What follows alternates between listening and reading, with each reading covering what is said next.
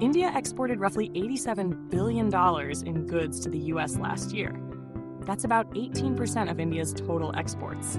On July 30th, 2025, former President Donald Trump, during his second term, announced a sweeping 25% tariff on goods from 69 countries, including India. These new tariffs took effect starting August 1st, targeting billions in global trade. For India, this meant that almost 87% of its US-bound exports were affected. That's around $66 billion worth of trade now slapped with a 25% surcharge. If you do the math, that's a potential $16.5 billion price hike just on goods from India alone. The sectors hit hardest: garments, pharmaceuticals, chemicals, auto parts, jewelry, solar panels. Indian exporters were already working on tight profit margins, and this sudden shock forced many to either cancel shipments or absorb losses. For example, India's textile industry, which sends over $9 billion worth of garments and fabrics to the US, immediately felt the heat. In places like Ludhiana and Tirupur, factory owners reported that US buyers started shifting orders to Bangladesh and Vietnam within days of the announcement. One textile CEO said, "We had $30 million in confirmed US orders this quarter.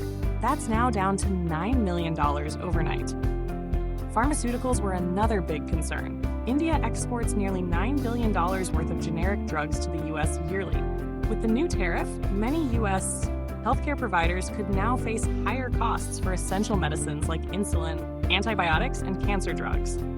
Indian pharma companies like Sun Pharma and Dr. Reddy's saw their stock prices fall by 4 to 6% in the days following the announcement. Analysts warned of up to a 17% drop in earnings this year for the industry. India's auto components industry, valued at over $2 billion in US sales annually, was also targeted. Companies like Sona BLW, Motherson Sumi, and Bharat Forge are now reassessing their contracts with American automakers. One executive said, "When we're competing against suppliers in Mexico or Thailand that don't have this tariff, it's hard to win bids." The stock market didn't take the news lightly. On the day after the tariffs were announced, the Nifty 50 dropped 0.5%. The Sensex lost 300 points, and the Indian rupee slipped to 87.7 per dollar, close to a record low. Over $600 million in foreign capital exited the Indian markets in just one day. Analysts at Barclays, ICRA, and Moody's predict that these tariffs could shave off 0.3 percentage point 4% from India's GDP in the short term. That may not sound like much, but when you're aiming for 7.5% growth, it's a decent-sized dent.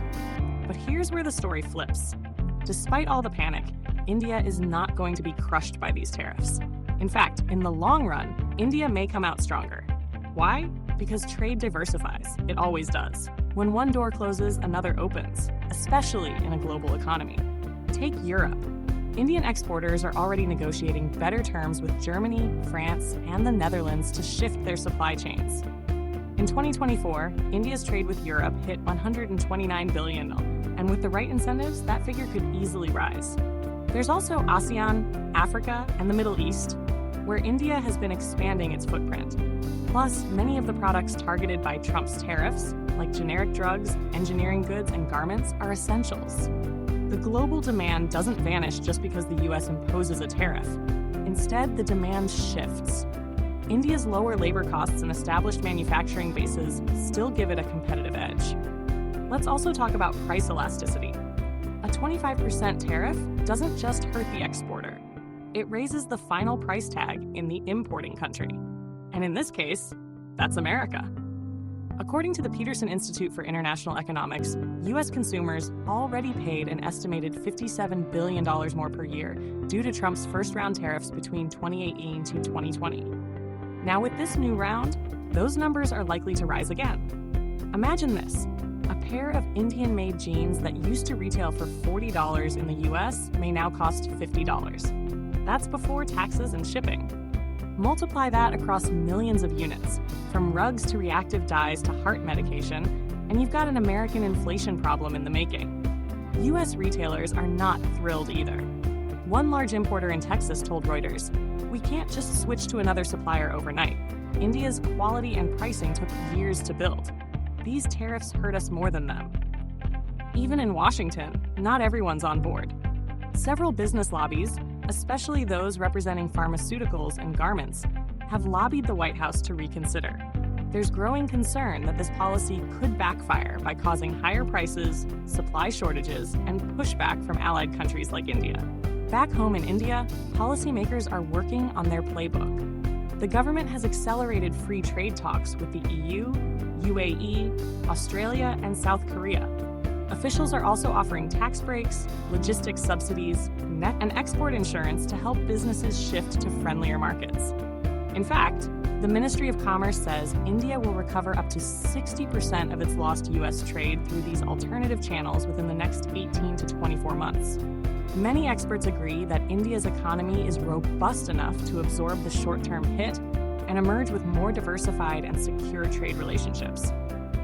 Let's not forget, India is a $3.7 trillion economy, and its domestic demand alone is enough to sustain many industries.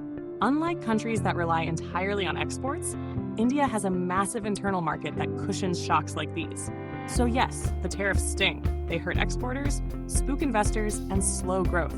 But they don't crush the economy. If anything, they might end up hurting the U.S. consumer more through inflation, fewer choices, and disrupted supply chains. And for India, it may just be the push it needed to strengthen its China Plus One strategy, deepen trade with non-U.S. markets, and become more self-reliant in the global value chain. Sometimes pressure turns into opportunity.